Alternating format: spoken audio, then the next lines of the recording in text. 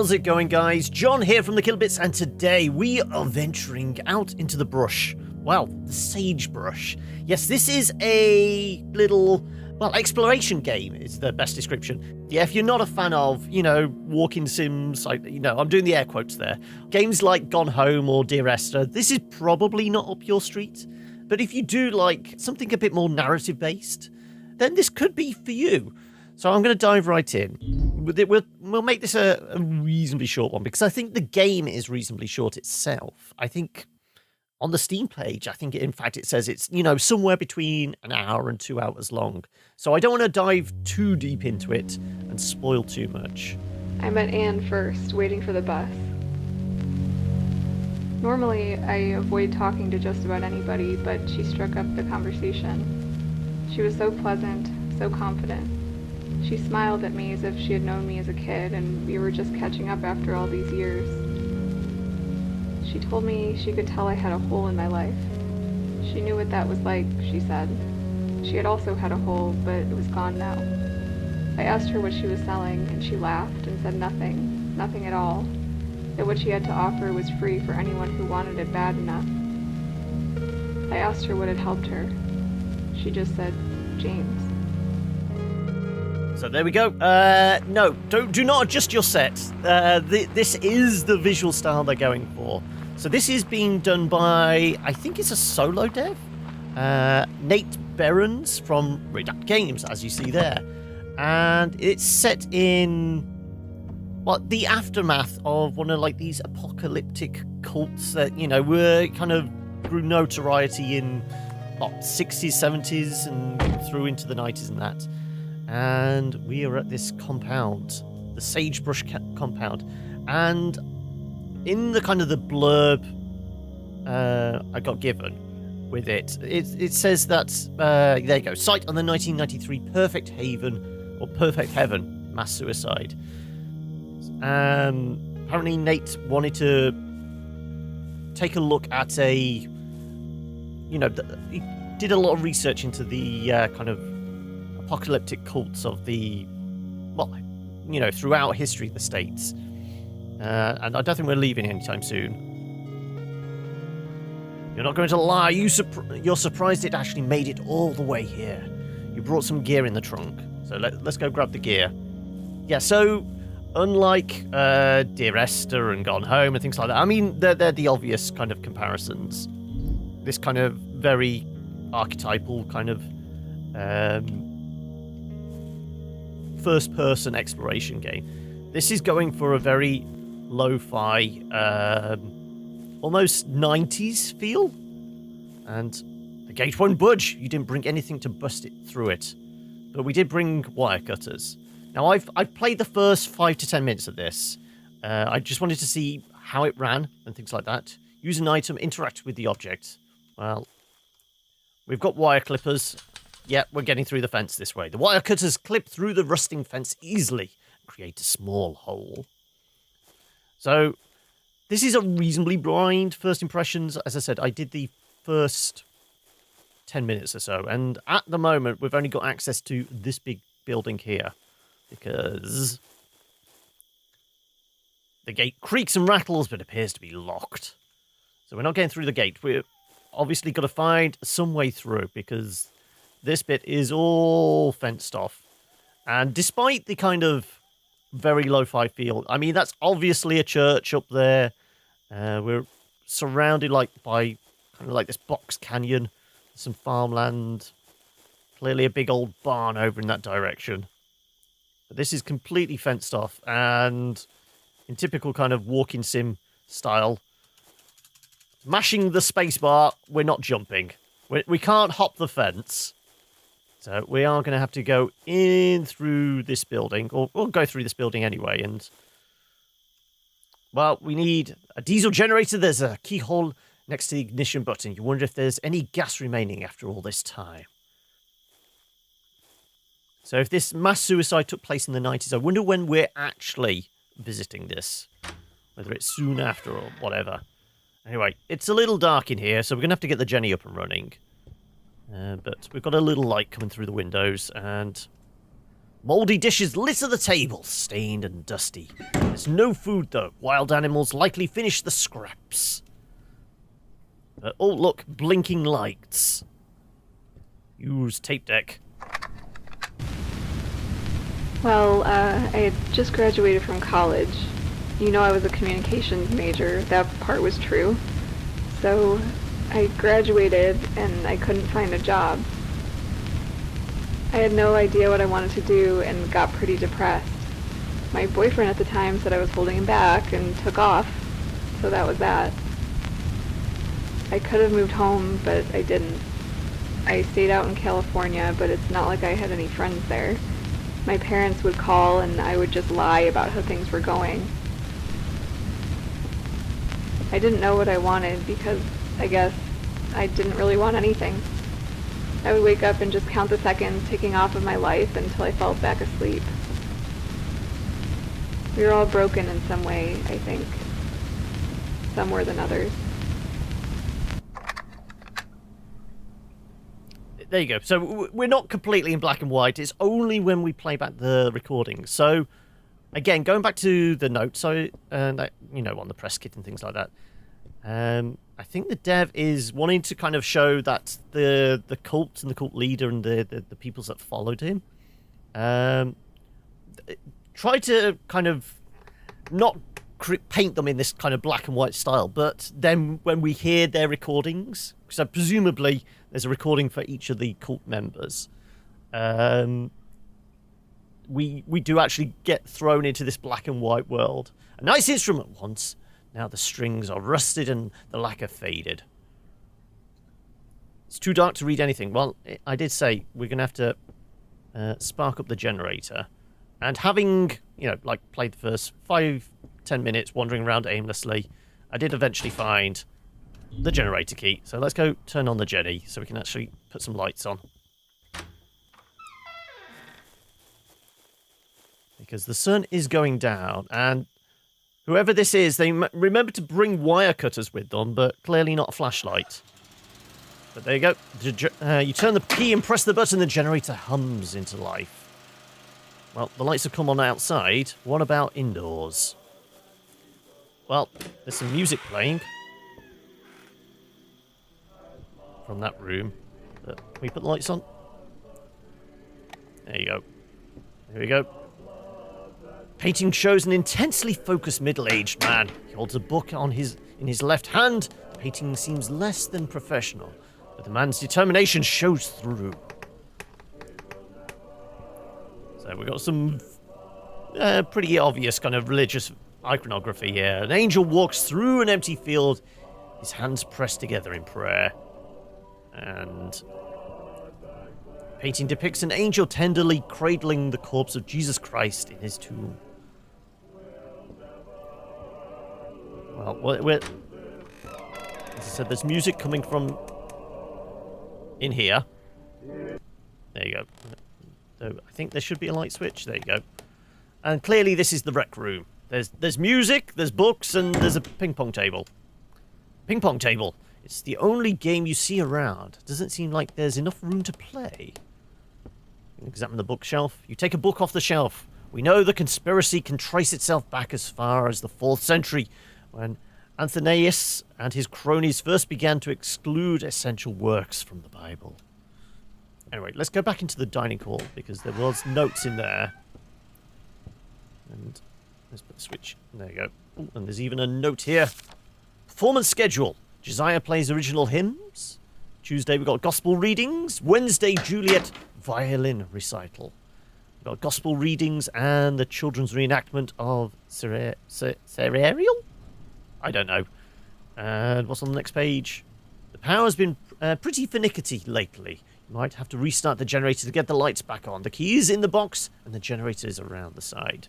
So if we'd got lost, presumably we would have been able to read that note just with the light coming through the window.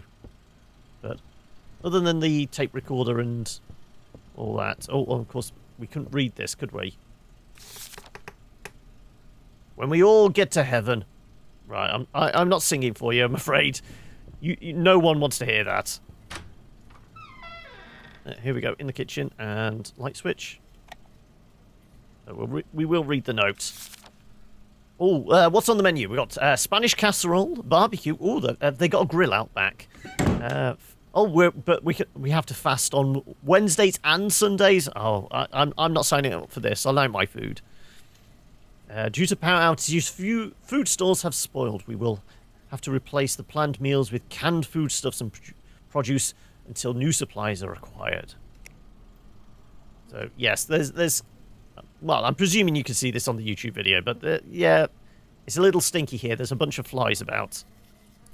Flies buzz around the sink piled with unwashed dishes. Well, if they knew they were going to commit suicide, they could have at least cleaned up before that. Huge can of pork and beans, just like you used to eat growing up. What's in the fridge, then? Presumably the power's been out. You open the door and immediately slam it shut after the overwhelming stench of rotting meat hits your nostrils. Yeah, I was about to say. Let's have a poke in the pantry. There should be a light switch. Is it over here? Yes. Leonard hasn't heeded warnings about taking more than his share of food. He keeps swiping snacks from the storage room. Till we can straighten him out, I've decided to move his favorite foods into the farm shed and hide the key on the side of the bookshelf next to the ping pong table. Well, we know where that is, so we've got, like, a mission, kind of, I suppose. Let's go grab the key. And this is just all dried goods in this. Cardboard boxes labelled utensils, decorations, and grains. Somebody's clearly... I don't know whether there was a minor earthquake. Are there earthquakes in New Mexico? Because this said it was just outside Albuquerque, didn't it? Also, let's take a look at the helpful map and notes here. It can be a little confusing getting around our little home. Don't worry, Sister Anne has printed some maps to help you get acclimated. We can open the map with that. So, clearly, we are in the community hall down by the fence there. And then what looks like a graveyard next to it isn't actually a graveyard. But we've got the school, the rectory. We saw the chapel on the hill. And then we saw, what we thought was a barn, but is labelled here the cleansing rooms, which doesn't sound too promising. Anyway, let's escape out, and we've got the bulletin board here. Get to know the newest members of the flock. Welcome them with open arms and open hearts. My name is Christopher. I'm from Flagstaff. I was a farmer before and hoped to lend my expertise to help feed the flock. Fun fact, I hold the record for the most blue ribbons at the Arizona State Fair livestock competition. My name is Viola. My two wonderful children, my son Lucas and daughter Juliet, are from Fresno. I'll be helping out with the schooling of our children in the ways of the Lord. I was born in Vancouver, so I'm technically also Canadian. Hello, I'm Peyton. I'm from a small town in Oklahoma. You've probably never heard of it. I ran a grocery store in town, but never ever since it shut down. I've been looking for something more. Father James is helping me find that. I served in the Navy for a term. Okay, well, I'm going to go through everybody because... we're giving a hint of the game. I'm not going to do it all. As I said, I'm pretty sure the game is maybe a little over an hour because you can do this opening section in 10 minutes. Have you sinned? Are you plagued by doubt? Do you fear death?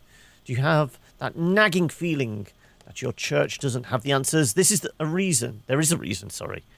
Father James can help. So we can't pick up the other pamphlets, and there's nothing else in there. So we do know there's supposedly a key hidden by the bookshelf. It's clearly not on the shelf, but it is here. There we go.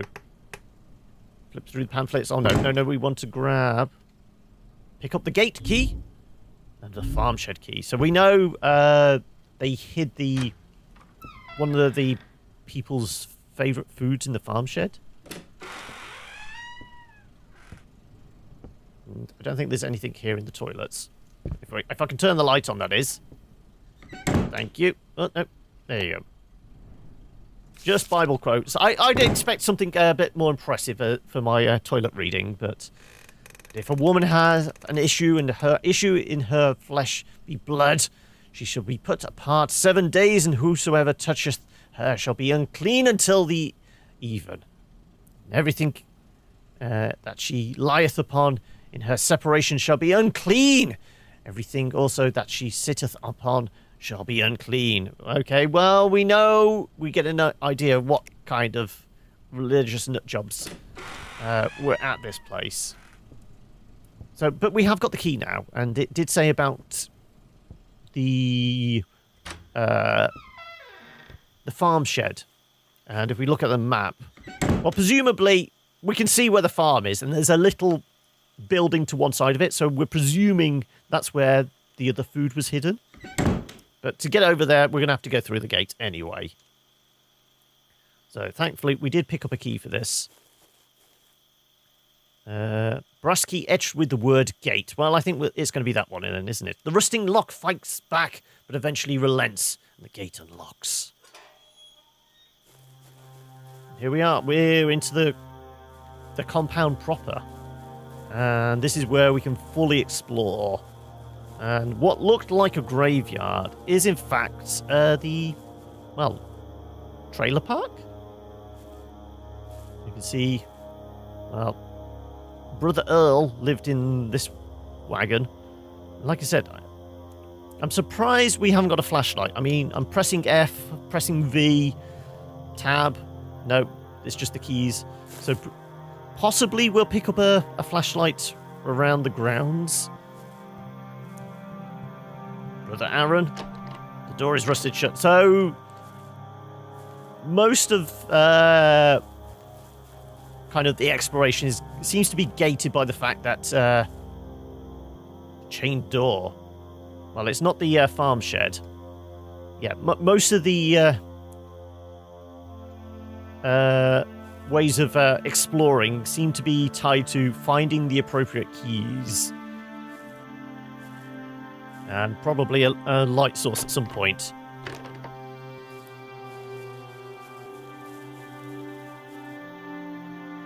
Brother Leonard. Okay, well, a key would work here, but we haven't got the right key yet. So let's have a little bit more of a wander.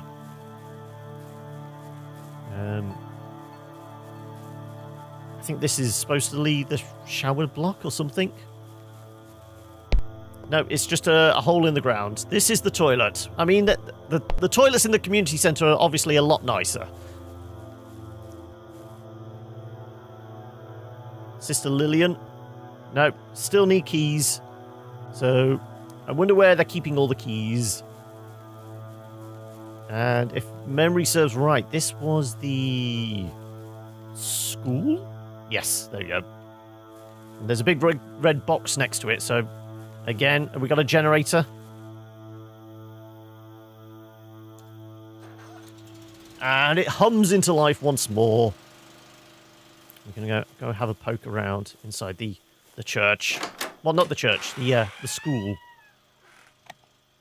And we got another tape recording.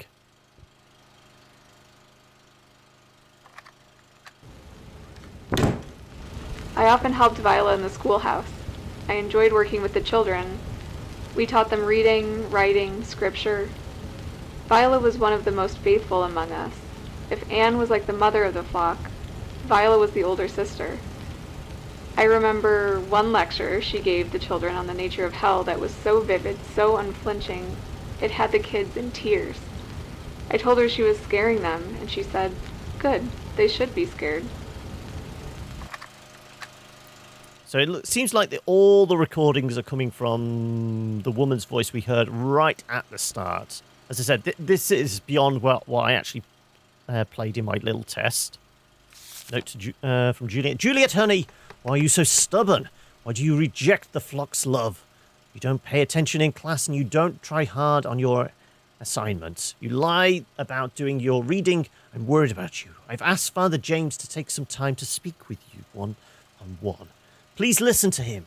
He knows so much he can help soothe your doubts, I promise. Just please give it a try. Love, Mom. Okay. I've got some other notes. Okay, so these are the assignments. We can flip through the wall calendar and see the following upcoming dates. Celebration of the Crucifixion, Feast of the First Revelation, celebration of the birth of our prophet. So I wonder if Father James is claiming to be a prophet himself. Oh, kids' jackets. Lucas, John, and Juliet's jackets. You rustle through the pockets and find nothing. So they haven't got keys to any of the sheds. But we have got one other key. So let's head over to the farm shed. Presumably, yeah, that was the church up there. And what was that labelled as? The cleansing room? Maybe take a look at that. Oh. First base of the ranch is small baseball diamond. Yeah, it's a very small baseball diamond. More softball diamond than baseball, maybe. Anyway. Yeah, we can just about make out the shed over in that direction.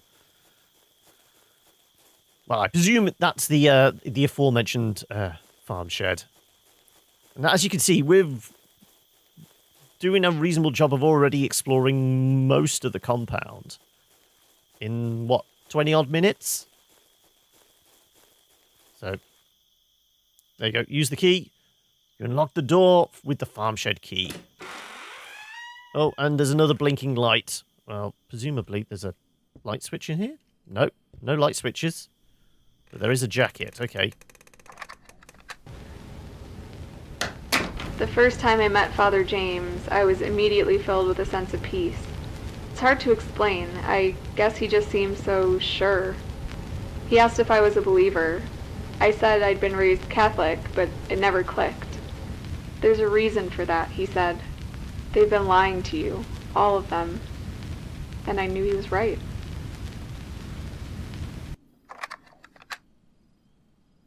Well, it's kind of dark in here, but maybe this is a light switch? Yes, it is. There we go. And oh no, the batteries. I thought they were shotgun shells for a moment. Let's pick up the batteries. Well, if there's batteries, you load the batteries into your flashlight. Let's hope it's still charged. So we can toggle flashlight with... There we go. So we have got a light source now. Can anyone truly know the joy of absolute truth? Freedom that comes with releasing all of one's doubts, like so much ballast into the sea.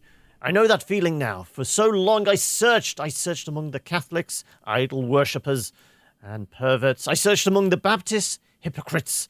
I searched among the Pentecostals, infested by charlatans. I tried so many churches, and all of them, to a one, were filled with the fools and liars. Now I know why Father has helped me see. What's in the jacket? Rugged old work jacket. You ruffle through the pockets, coughing at the dust. You find a key. Well, what kind of key did we get? Andrew's trailer. So we'll be able to go back to the trailers. And we have got a gas can, empty watering can. Also empty bags of seeds and weed killer. We examine the cabinet. Full of garden and farm implements, still caked in old grey dirt. And is that cereal?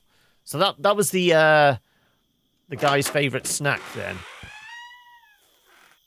And we did see mention on the map of the cleansing room. But, I mean, I said we were going to do like 20, 30 minutes, so we'll probably wrap up here. And you've kind of got a sense of where the story's going. We slowly find all the tape recordings, and they give us insight into the... Oh, okay.